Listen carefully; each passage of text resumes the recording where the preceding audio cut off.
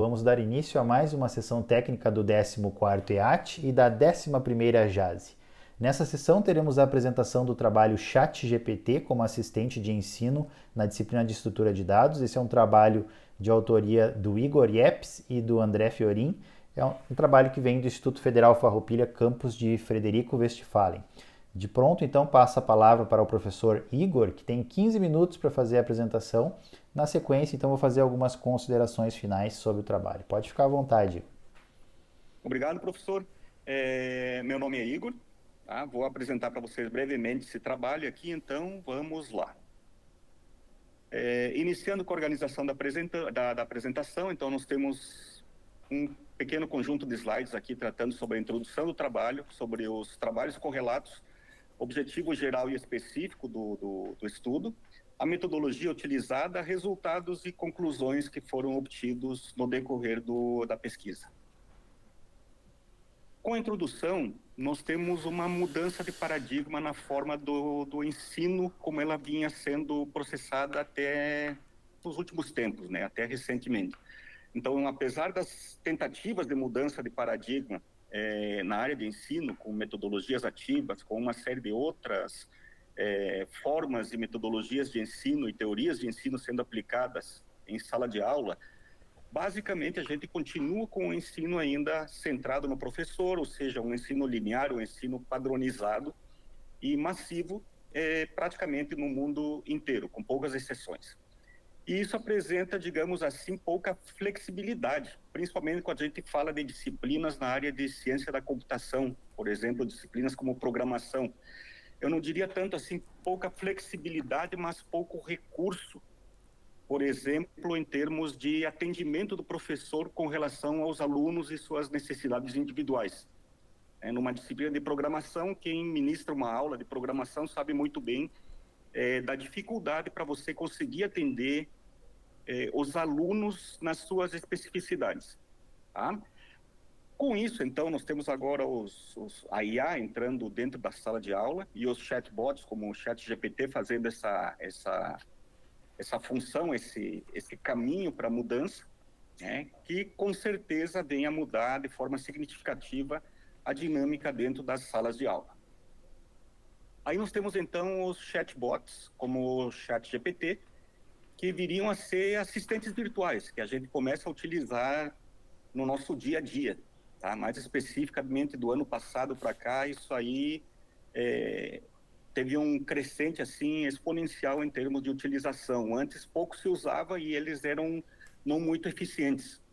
Mas a tecnologia deu um salto que realmente está impactando em todas as áreas do conhecimento, e isso vai influenciar também, é lógico, na parte de educação.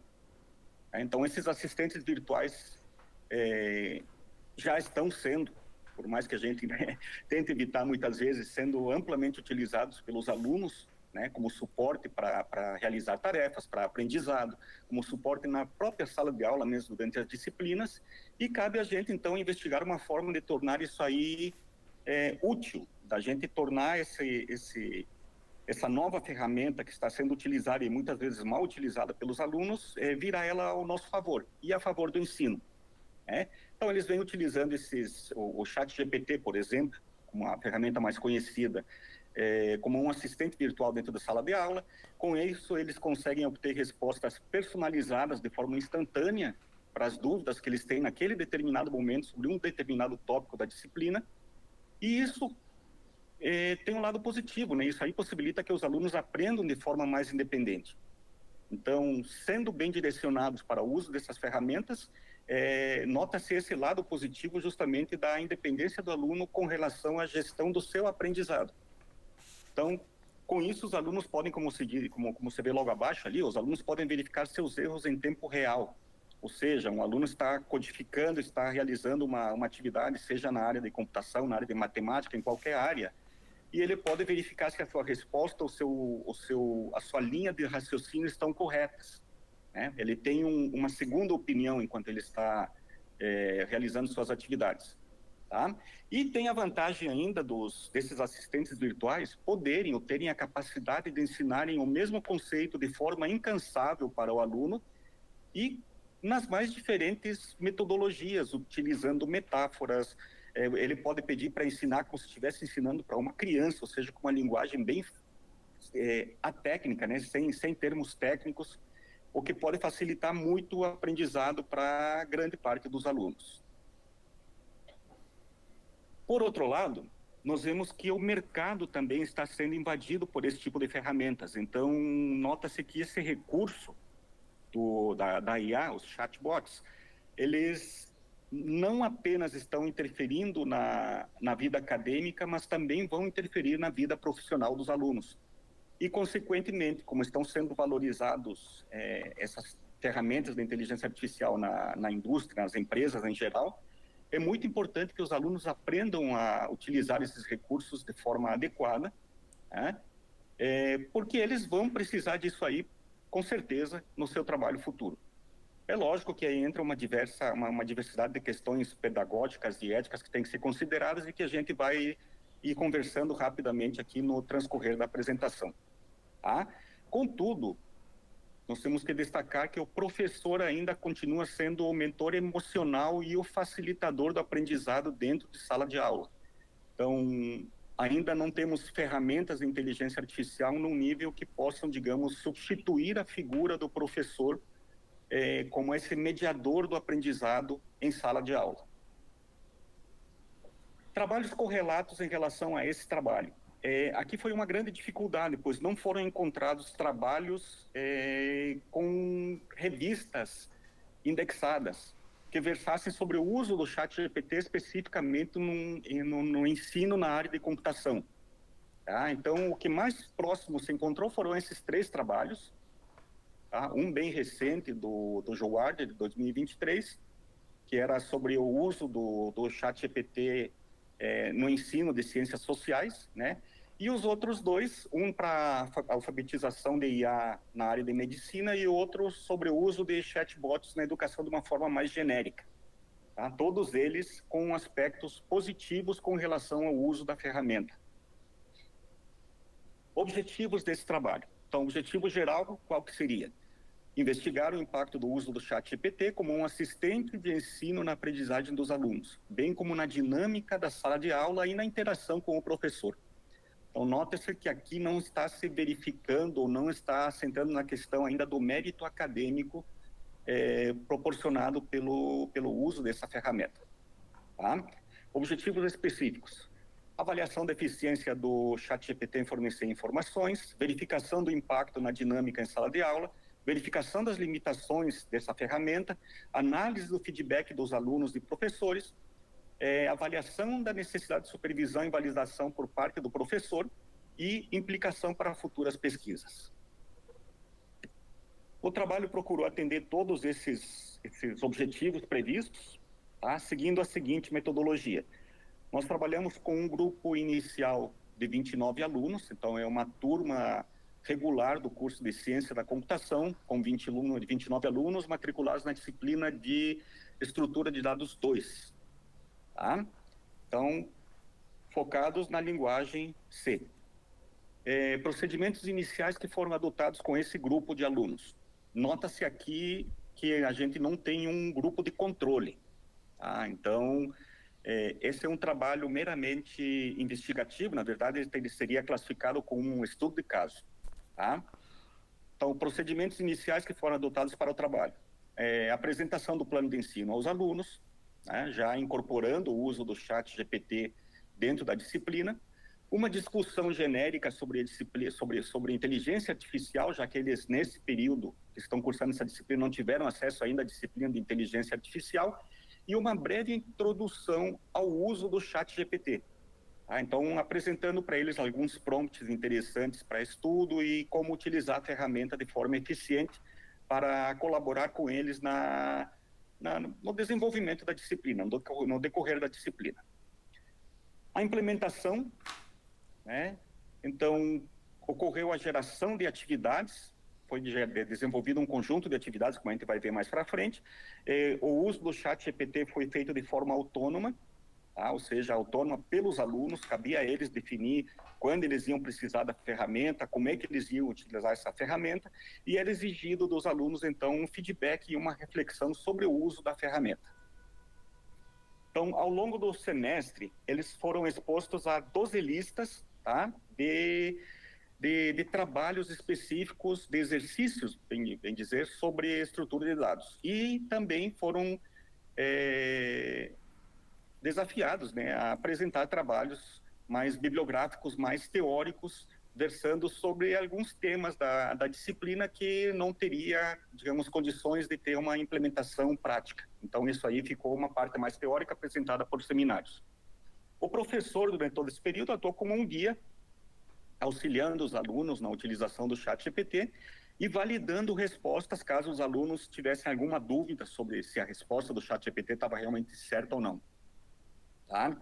Então, com tudo isso, os alunos foram o tempo todo motivados a identificar e refletir sobre possíveis erros que fossem atribuídos ao ChatGPT e outras disfuncionalidades, como a gente vai ver no decorrer do trabalho.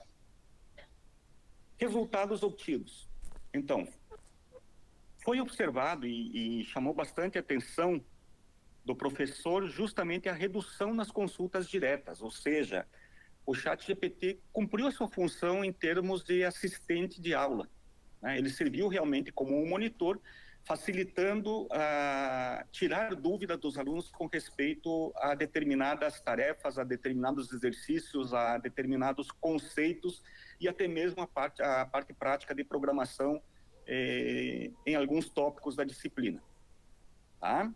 Outro impacto significativo que foi encontrado e detectado facilmente, justamente porque esses alunos já tinham participado da disciplina de estrutura de dados 1 no semestre anterior, sem o uso do ChatGPT, é que o ChatGPT auxiliou bastante os alunos introvertidos. Então, esses alunos que muitas vezes tinham vergonha de questionar o professor sobre um determinado assunto, tiveram mais facilidade para obter ajuda e com o professor guiando o conteúdo que eles deveriam ir assimilando no decorrer da disciplina, eles conseguiam, então, utilizar a ferramenta para ir tirando dúvidas conceituais e dúvidas práticas mesmo sobre programação e sobre algoritmos com o uso da ferramenta. Aí o ChatGPT, constantemente, né, como já é bastante visto na bibliografia, em outros artigos científicos, ele tem um problema de perda de contexto, que eles chamam, né, os próprios criadores, os desenvolvedores do ChatGPT, de alucinações. Então, são momentos que ele alucina, que ele perde o contexto em relação ao que está falando. Então, isso foi evidenciado por vários alunos durante a disciplina e se notou várias vezes acontecendo esse problema. Tá? Mas, contudo, ele se demonstrou sendo um tutor, né, por assim dizer, bem eficaz e... Tá, desculpem só, deu um probleminha aqui. Tá, ele se mostrou um tutor eficaz e atendendo o que se esperava dele, efetivamente, como um monitor, como um auxiliar na disciplina. Tá? Principalmente no que se tratava com relação à parte teórica da disciplina. Então, a ferramenta facilitou a compreensão do conteúdo, principalmente o conteúdo teórico. A gente vai ver um pouquinho mais para frente, quando falar das conclusões lá, que na parte prática ele deixa bastante a desejar. Tá? Até já tem um adiantamento aqui, ó, dificuldades do ChatGPT em contextos de maior complexidade, códigos complexos. Ali ele entra no que a gente terminou denominando de loop de incorreções, ou seja, o aluno apresenta um problema para ser resolvido, o próprio aluno não conseguiu resolver o problema, tenta utilizar a ferramenta para auxiliar ele e aquela ferramenta termina gerando mais erros em cima do próprio código que já tinha.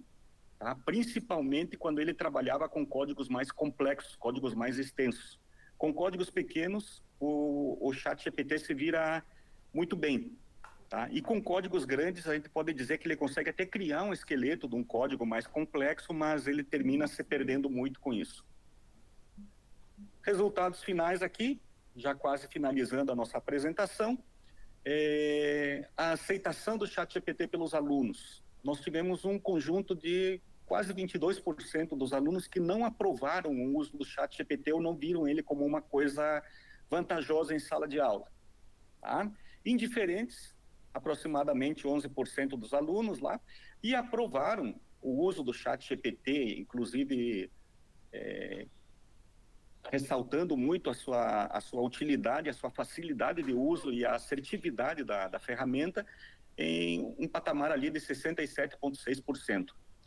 Nos alunos que não aprovaram, pelas observações que foram feitas em aula, notou-se que, de forma geral, todos esses alunos que se encontram na faixa dos 21,6% ali, eram alunos que queriam simplesmente copiar o enunciado lá para o ChatGPT e que ele desse a resposta já 100% pronta para eles já copiarem como resposta na lista de exercícios, tá? Então, esses aí, quando viram que o ChatGPT não conseguia realmente solucionar muitos dos problemas que eram apresentados, terminaram caindo em desgosto com a ferramenta. Mas, no geral, a maioria viu que ele serve mesmo como uma ferramenta de consulta e para tirar dúvidas, como auxílio realmente à parte de aprendizado. Falei no início do trabalho que não se tinha um grupo de controle, tá? Então, por isso essa pesquisa aqui não visava analisar o desempenho acadêmico dos estudantes, e sim se seria viável realmente o uso do ChatGPT como um monitor dentro de sala de aula, o que foi comprovado. Mas, por outro lado, nós temos turmas anteriores da mesma disciplina que poderiam servir, né, de uma forma rudimentar aqui para você ter uma noção, tá, de pelo menos um indicador de que é possível que o ChatGPT sirva assim também de uma forma mais incisiva na parte de ensino. Então, por exemplo, na primeira oferta que se tem documentada da disciplina, com um total de 20 alunos, tivemos uma reprovação de 6 alunos e uma taxa de aprovação de 70%, sem o uso do ChatGPT. A segunda oferta da disciplina, uma turma de 16 alunos, também reprovados 6 alunos, e uma taxa de aprovação de 62,5%, também sem uso de ChatGPT. Então, nós temos aí uma média de aprovação nessas duas ofertas sem o ChatGPT de aproximadamente 66% dos alunos. Enquanto, com a utilização do ChatGPT, nós temos a turma 3 ali, ó, com 29 alunos, nós tivemos apenas 5 reprovações, e a média geral da turma foi de 7,66, com uma aprovação beirando ali os 83%. Tem que ressaltar aqui que as notas para os alunos não eram atribuídas unicamente nas listas de exercícios. Tá? Então, as listas de exercícios compunham 40% da nota e os outros 60% da nota eram com provas escritas sem consulta e sem auxílio do ChatGPT. Tá? Então, isso aí dá um indício, né? Deveria ter, logicamente, estudos futuros para a gente analisar com mais critério, mas tem-se indício de que o ChatGPT pode sim, devidamente utilizado, servir como uma ferramenta para apoio ao ensino, não apenas como um tutor em sala de aula para auxiliar o professor no atendimento e dúvidas pontuais durante a aula. Conclusões finais aqui, embora o foco não fosse o desempenho acadêmico, né? 25% dos alunos dessa última turma com o ChatGPT, aliás, nós tivemos um índice acima de aprovação, né? Um índice de 25% acima da média histórica em aprovações com a turma que utilizou o ChatGPT. Isso verificando basicamente em cima das provas escritas desenvolvidas pelos alunos. E temos critérios aqui éticos e pedagógicos que têm que ser analisados, e entre eles se destaca principalmente a dependência dos alunos, a possibilidade de criação de dependência com relação à ferramenta. Então, é algo que tem que ser avaliado e algo que, para uso dessa ferramenta em sala de aula, tem que ser criteriosamente analisado pelo docente, porque deve-se evitar, sim, que o aluno se torne totalmente dependente e termine usando o ChatGPT como uma muleta para ele ir passando nas disciplinas, por assim dizer. Tá? Contudo, então, os resultados deixam aberta a necessidade de estudos futuros, né? E a gente ressalta novamente que esse estudo aqui não visava uma análise de desempenho acadêmico, e o objetivo era simplesmente verificar o uso do ChatGPT como ferramenta de monitoria.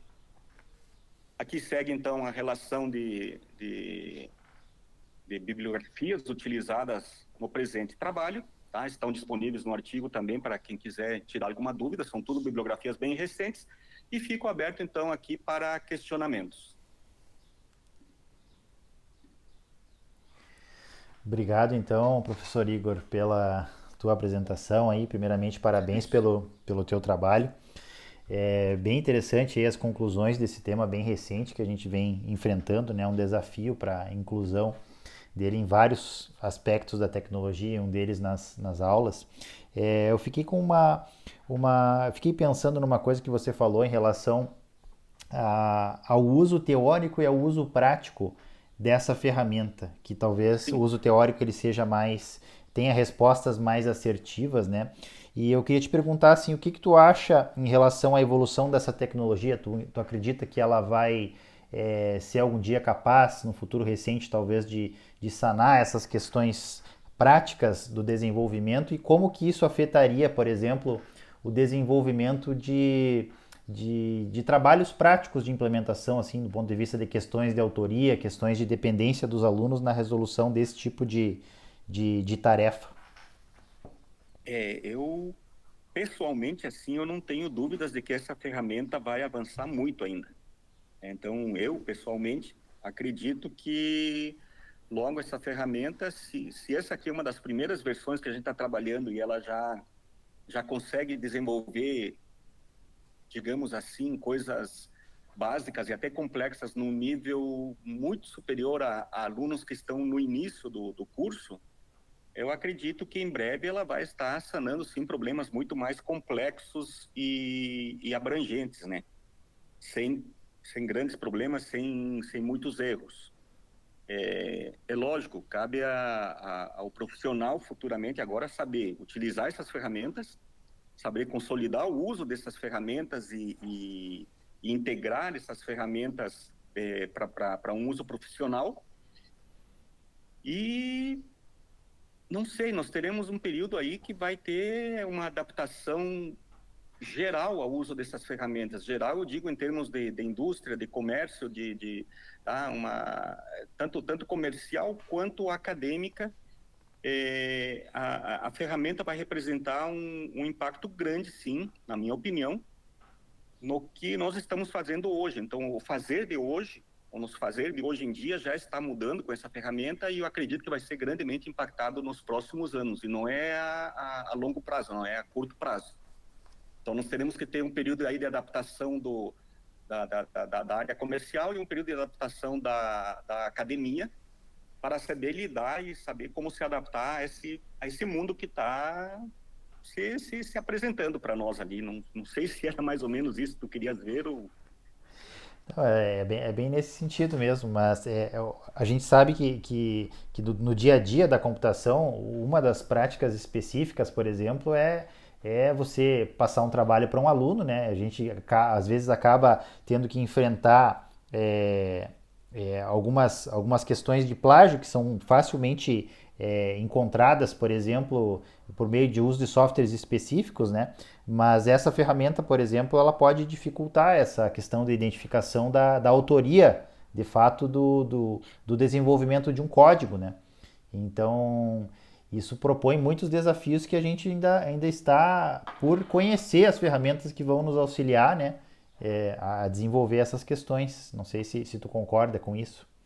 Não, concordo plenamente, tanto que, digamos, eu como professor, uma coisa que eu já tinha deixado de lado há muito tempo nas minhas disciplinas era a realização de provas escritas, né, ou de prova prática em laboratório, que seja, né. Eu trabalhava mais era com projetos e né, com metodologias ativas, assim, orientada a projetos ou coisas desse tipo, mas com esse tipo de ferramenta aparecendo na mão dos alunos e tão fácil de ser utilizada e tão difícil para a gente detectar, porque as próprias ferramentas de IA servem para burlar as ferramentas de IA que detectam se um determinado texto ou um determinado código foi escrito ou não por uma IA, né? Então, a gente termina voltando no tempo em certas coisas, como, por exemplo, a aplicação de uma prova oral, a aplicação de uma prova escrita, onde o aluno vai ter que mostrar realmente o conhecimento que ele absorveu, né? Lógico, uma prova bem elaborada que não cobre de decoreba do aluno, mas sim a compreensão do assunto por si, né? Então, isso aí vai nos dificultar um pouco o fazer do ensinar, né? Tá? O processo de ensino vai ser um pouco dificultado na parte de avaliação do rendimento acadêmico do aluno, justamente porque ele vai usufruir, não tem como a gente evitar, tá? Ele vai usufruir dessas ferramentas, sim, daqui para frente, e é algo que não tem como escapar. Por mais que você bloqueie acesso a essas ferramentas em sala de aula, ele vai ter acesso a essas ferramentas depois em casa para fazer as atividades, né? Então, cabe a gente orientar e ver aquilo que se falava, né, das questões éticas, questões pedagógicas que vamos ter que abordar com os alunos para que eles entendam que eles vão ser cobrados sobre o que eles aprenderam, não só apenas sobre os produtos prontos que eles entregam em sala de aula. Perfeito, perfeito. Bom, então queria te agradecer, Igor, pela tua apresentação aí, novamente parabenizar aí pelo excelente trabalho aí, para ti e para o teu colega. Agradecer também aqueles que estão nos assistindo e já lembrar que aqueles que têm interesse em mandar uma mensagem, questionar sobre alguma dúvida desse trabalho ou até mesmo fornecer sugestões, isso vai poder ser feito através do e-mail dos autores, que vai ser disponibilizado no site oficial do evento. Então, no mais, um grande abraço a todos e até a próxima. Tchau. Obrigado.